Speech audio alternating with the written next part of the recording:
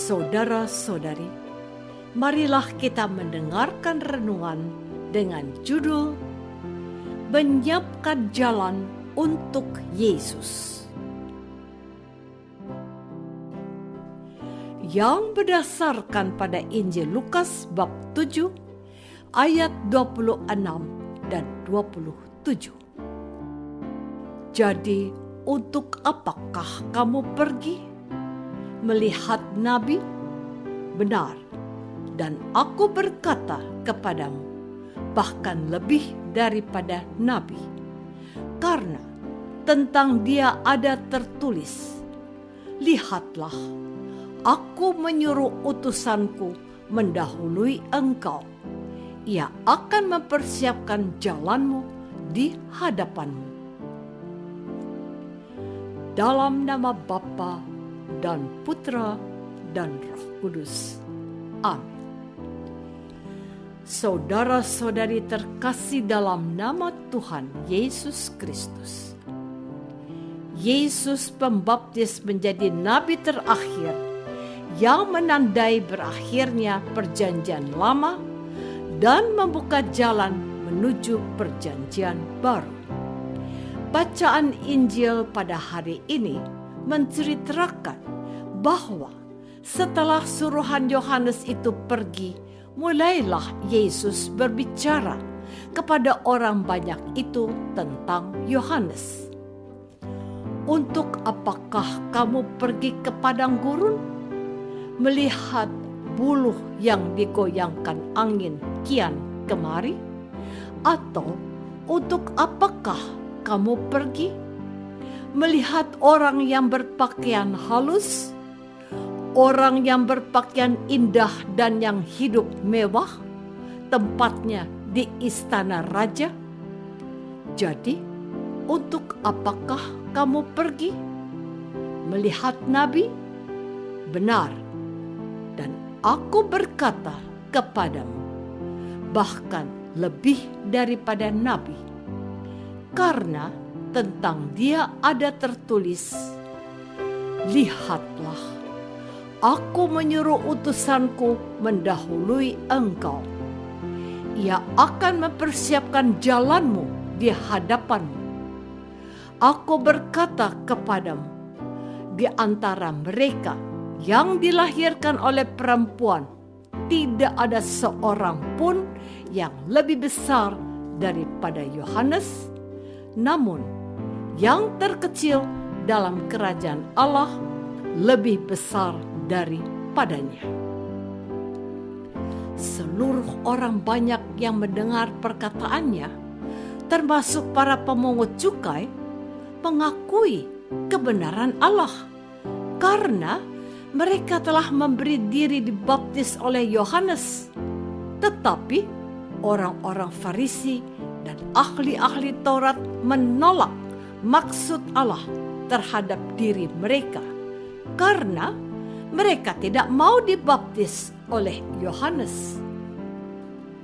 Saudara-saudari terkasih, Yesus secara terbuka mengakui kebesaran Yohanes Pembaptis dengan mengatakan bahwa tidak ada seorang pun dilahirkan oleh seorang perempuan yang lebih besar daripada Yohanes Pembaptis. Namun, perkataan Yesus ini dalam kaitan dengan para nabi serta tokoh-tokoh dalam perjanjian lama. Artinya, Yohanes Pembaptis menjadi nabi yang terakhir dari perjanjian lama dan Yohanes Pembaptis menjadi yang terbesar. Sebab kalau kita membaca Injil, kita menemukan bahwa Yohanes Pembaptis benar-benar dipersiapkan oleh Allah melalui kedua orang tuanya yang saleh, yakni Sakaria dan Elisabet. Namun, Yohanes Pembaptis menjadi tokoh besar dan melebihi semua nabi dalam perjanjian lama, bukan karena dia memiliki orang tua yang saleh. Sebaliknya, Yohanes Pembaptis menjadi nabi yang terbesar karena dialah yang membuka jalan bagi dan sekaligus langsung berhubungan dengan Yesus, Allah yang turun dari surga dan menjadi manusia. Saudara-saudari terkasih, kehadiran Yohanes Pembaptis telah membawa sebuah dampak yang besar.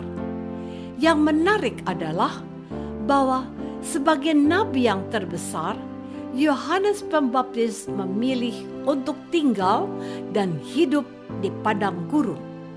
Padang gurun adalah daerah yang gersang, menakutkan dan penuh bahaya. Dan kita semua tahu bahwa Yesus sendiri memulai karyanya dengan berpuasa selama 40 hari di padang gurun. Tetapi dengan hidup di padang gurun, Yohanes Pembaptis tentu saja tidak ingin menjadi lebih besar atau lebih terkenal dari Yesus. Artinya, Yohanes Pembaptis tahu diri. Dia hanyalah orang biasa. Tugas Yohanes Pembaptis adalah menyiapkan jalan untuk Yesus. Yohanes Pembaptis harus memastikan bahwa Yesus semakin dikenal dan dicintai oleh semua orang melebihi dirinya. Sebab Yesus adalah satu-satunya penyelamat umat manusia yang diutus Allah. Para nabi termasuk Yohanes Pembaptis hanyalah utusan Allah yang mendahului Yesus. Tugas para nabi, khususnya Yohanes Pembaptis, adalah menyiapkan jalan bagi Yesus. Oleh karena itu, sebenarnya Yesus sedikit mengeritik sikap orang-orang Israel yang berbondong-bondong pergi ke padang gurun hanya untuk melihat Yohanes Pembaptis. Mereka tidak tahu bahwa ada orang yang langsung datang dari surga, yakni Yesus. Seharusnya orang-orang mencari Yesus, bukan Yohanes Pembaptis. Saudara-saudari terkasih, Gereja Katolik melanjutkan peran serta misi Yohanes Pembaptis, yakni menyiapkan jalan bagi Yesus Sang Juru Selamat manusia.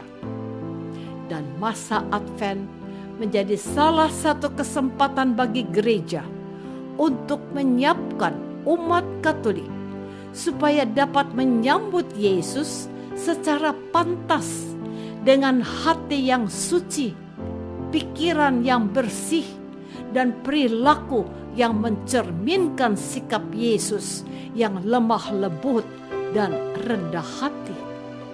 Advent tahun ini tentu saja berbeda dengan Advent pada tahun-tahun sebelum, terutama karena pandemi COVID-19. Situasi masa Advent pada tahun 2021 ini sama dengan tahun 2020. Kita menyiapkan hati dan pikiran kita di tengah pandemi COVID-19 yang tidak menentu.